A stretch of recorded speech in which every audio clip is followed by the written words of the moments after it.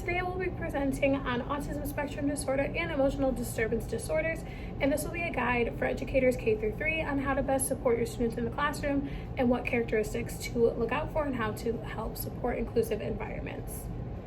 Autism spectrum disorder, or ASD, is an umbrella term. It covers autism, Asperger's, childhood disintegrative disorder, or pervasive developmental disorders that are not otherwise specified. Autism is a neurodevelopmental disorder. It impacts and impairs the ability to communicate and to interact with others. ASD can lead to difficulty with verbal and nonverbal communication. It can also lead to poor communication skills and can impact students who are navigating change or having inconsistent routines. It can lead to repetitive actions or activities. This could be like specific interests or specific hobbies.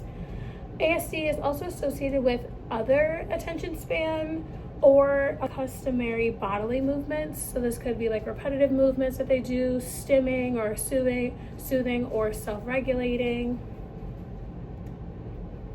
ASD affects 1 in 36 children in the US. Boys are 4 times more likely to be diagnosed with ASD, and there is no specific socioeconomic or ethnic group that is impacted over another.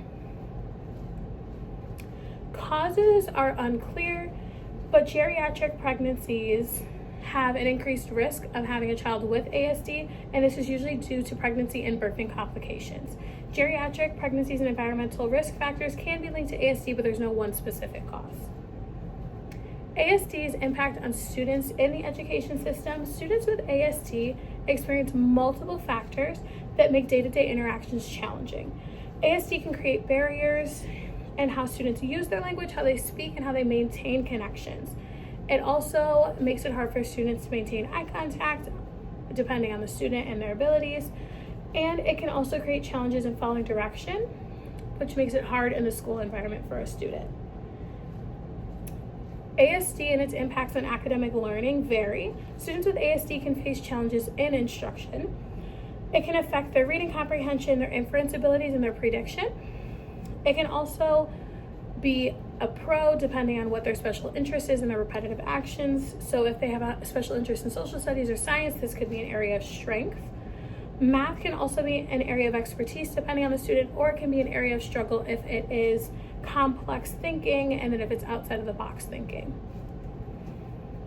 Ways to create a supporting, inclusive environment. Therapy is a useful tool for students who have ASD, so different therapies like speech therapy, physical therapy, occupational therapy are all helpful ways to create an inclusive environment where the student is getting their needs met. Assistive technology can be an impactful tool to use in the classroom. ASD students can benefit from consistency and routine, and then it's important to teach students understanding. Emotional disturbances is another disorder that we see very often now in schools. Emotional disturbance is a condition where a person exhibits one or more of the following over a long period of time and to a degree where it affects their academic performance. This is also seen with an unexplained inability to learn, or it could be inability to build and maintain relationships, inappropriate behaviors in normal circumstances, mood that's usually unhappy or depressed, physical symptoms, and fear of personal interactions or school. Characteristics look like below grade level academics, inappropriate crying or tantrums, difficulty with coping, and withdrawal. Characteristics can also look like feelings of anxiety or depression, aggression, self-harming behaviors, and hyperactivity. The prevalence of this is about 14.5% of US children, or that's 8.3 million US children. Data shows that 2.9 million US children take prescribed medications for these instances.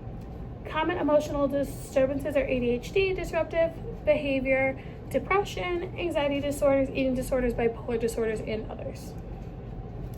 There are no known causes behind emotional disturbance. There are no established links to hereditary conditions, genetics, or stress or environmental factors. Emotional disturbances do affect children in their academic setting. Students with diagnosed emotional disturbance struggles have a hard time making peer connections.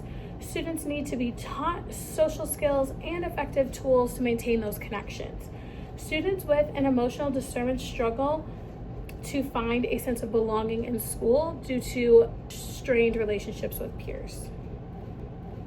Students with an emotional disturbance experience increased absenteeism due to fear and anxiety over school, and they have difficulties in their learning. It is important to teach socio-emotional learning curriculum to students and encourage an inclusive learning environment. Creating an environment where students have a calm down corner or a safe place to take a break and to process their emotions is imperative for creating an inclusive environment that supports students with emotional disturbances. This will be where the video will be linked. And then these are the references. Thank you for attending my presentation.